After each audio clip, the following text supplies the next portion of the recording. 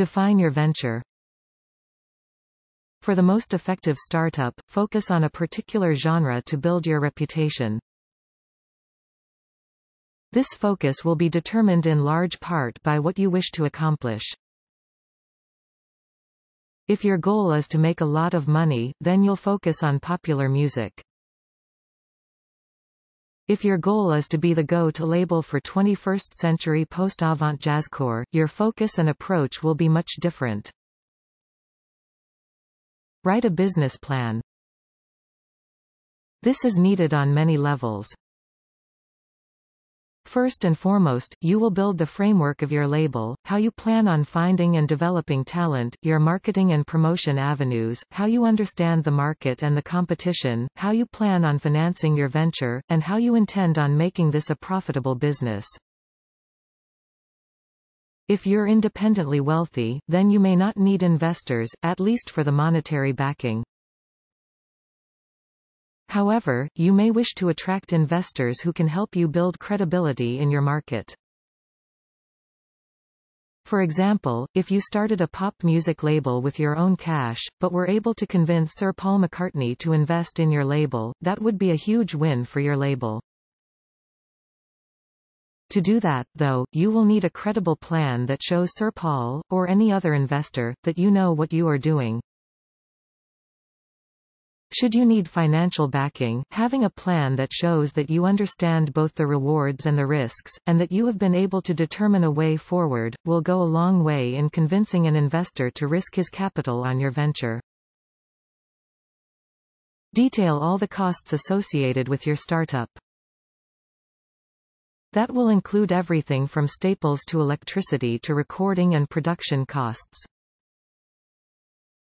Be very thorough when you do this. People who might consider becoming involved in your label will certainly be, when they read your plan. Here are some things to take into account. Administrative costs, rent, utilities, taxes, and licenses are right up front and can be significant. Don't forget to include phone, internet, printers, paper, computers, business cards, and office supplies in this list.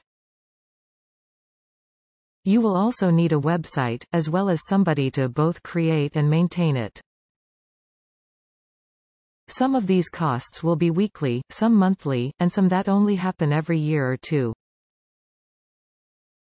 It may seem like a lot at first, but if you create a 5-year plan, you should be able to chart out how these costs will eventually become a small percentage of the overall financial picture. Recording costs. As a record label, you're going to be producing acts. That means you need to account for the recording chain, including studio time, the fees for the engineer and producer, which may be you, but you need to get paid too, mixing engineers, and studio musicians. Marketing budget. A great recording is nothing until it's actually in the market. To do that, you're going to need to promote your label through online ads, magazine ads, press releases, and your website. You will also need to work with artists and designers to create your logo, packaging standards, and overall design plan. Professional services. While you're busy making beautiful music, somebody needs to take care of writing clear, effective legal contracts both for your talent, and for your business deals. For that, you will want the services of a qualified attorney who specializes in the music business. You'll also want an accountant to make sure that your friendly tax collector doesn't come to call. You need people that you can trust and rely on. Prepare a cash flow forecast. Planning a cash flow forecast for 1, 3, and 5 years out requires some skill, some savvy, and some educated guesswork. The first year should be a very solid plan. You will have a good idea of your startup costs already, and you will likely have in mind and made contact with a few bands who will be the first on your roster. Using this information, determine how much you'll be spending, and a projection about how much these acts will bring in. For example, you can base this on how the bands are doing currently. Do they pack clubs? Their music has a good track record, and will probably perform well. If you also have bands that are brand new, and don't have a fan base to work from, you'll have to do significantly more promotion to get the word out. As you add more bands to your roster, your income potential will continue to grow. As you plan for years 3 to 5 in your forecast, you will need to determine how and when you will add more talent, and how you will promote them. This is where prediction gets a little more complicated. A great band on your roster may make it much easier for you to promote all the bands on your roster. Similarly, a poorly performing band will be a cash drain that can lead to financial struggles. Create your team. Unless you're supremely talented in sales, marketing, music, business, art, conversation, and moonlight as a lawyer, you're going to want to develop a team. Here are some key skill sets that will enable your success.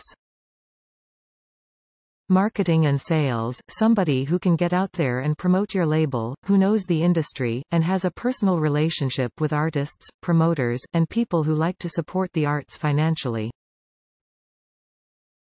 This person or persons will be key to your success. They're responsible for bringing talent in, and getting the word out.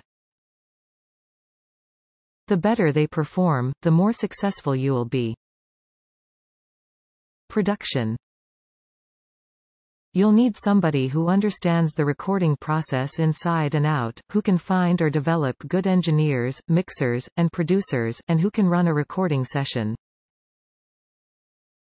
Contract help. To keep costs down, at least at first, consider hiring other staff on a per-job basis.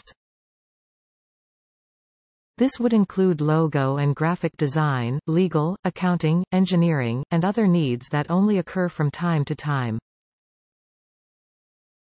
Formalize your business. Set up the appropriate business entity for your label so that you can operate legally, and protect yourself as well.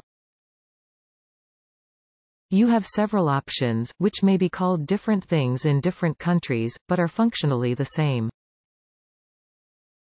Sole proprietorship. This is the one where you do it all. A sole proprietorship is easy to start, easy to stop, and easy to maintain. You may have consultants or friends who help you out with the many things that need to be done, but at the end of the day, it's all yours. That includes all the profits, and all the liabilities. It offers little incentive for investors, very little protection for you, and should your business fail, any business debts will come out of your pocket. If you are planning on making your label a real business, or want to hire people as you grow, this is not the best option. Limited Liability Corporation (LLC). An LLC is great for a small business. You have the ability to add people to the team as you grow, and it offers personal liability protection should the business fail. It also provides for relatively easy and flexible control over finances, legal, and tax issues. If you plan on seeking investors, or are international in scope, this is not a good option. Corporation U, Inc. If you are planning to make this a major business venture, are going to be seeking investors, and who like a formal structure, this is the way to go. As with LLCs, you are protected from liability for business losses. You can issue shares of stock, raise investment capital, and have decades of legal precedents to call on when necessary. There are strict rules of organization, and your accountant, as well as your attorney, will be kept busy with taxes, fees, reports, and filings.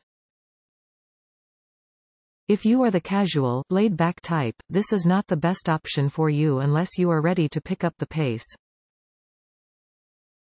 Bring in the talent. With your plan in place, your business in order, licenses and permits applied for and granted, and your production art created and approved, and hopefully some investment capital to get you rolling, it's time to get to work.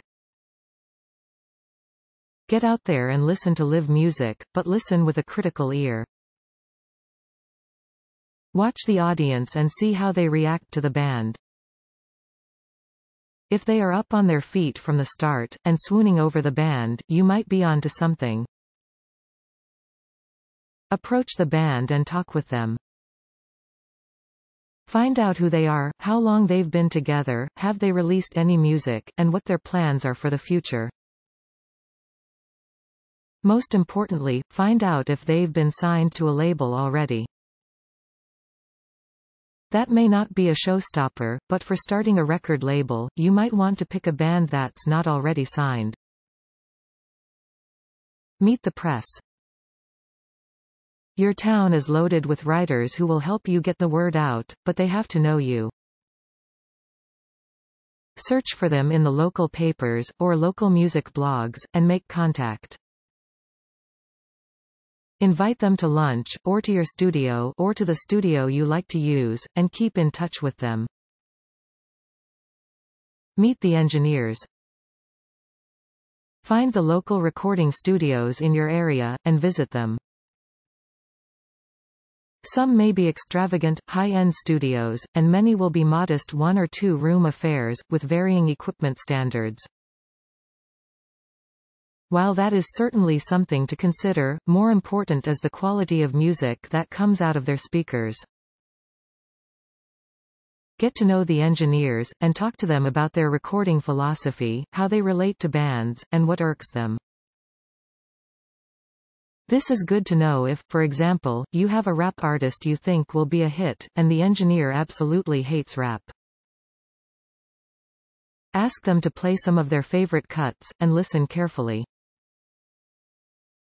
To be really thorough, ask them for a CD of some of their work so that you can also listen on your home speakers. Though it's rare, what sounds mind-blowing in $1 million studio might sound like it was recorded in the back seat of a Gremlin when taken out of the studio environment. Visit the music and record stores. Big or small, they are there to sell recordings. When you get to know them, they may well be happy to sell your recordings as well. It's a small venue in the grand scheme of things, but when you're getting started, there's no venue that's too small. Get to know the agents. These are the people who have their fingers on the pulse of the local music industry. The bands that have signed an agent have passed a certain threshold of legitimacy, simply by being professional enough to hire an agent. If your services show well to agents and promoters, the next time one of their bands says, "Hey, name, I think we're ready to record an album," that person will say, "I know just the place." Establish your brand.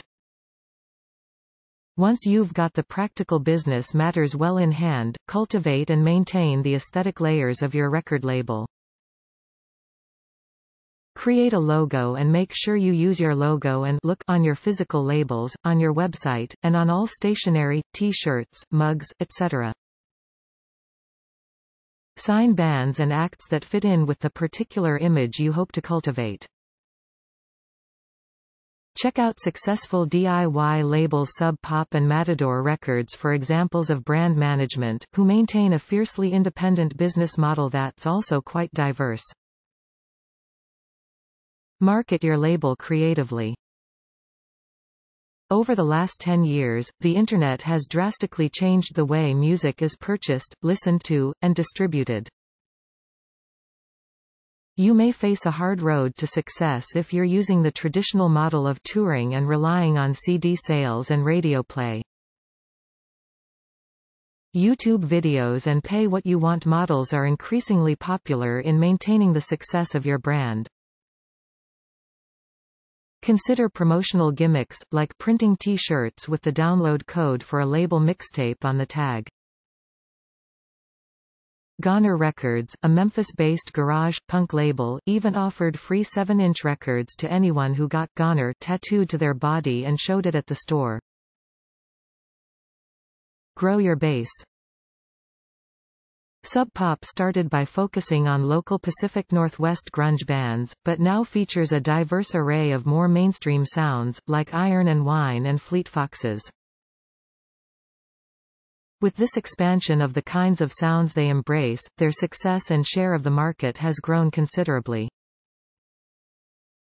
Even if you're focusing right now on tween pop stars, consider taking ways in which you might crossover and fit other sounds and images into your brand. In the early 90s, major labels were much more willing to take risks on unknown or underground acts.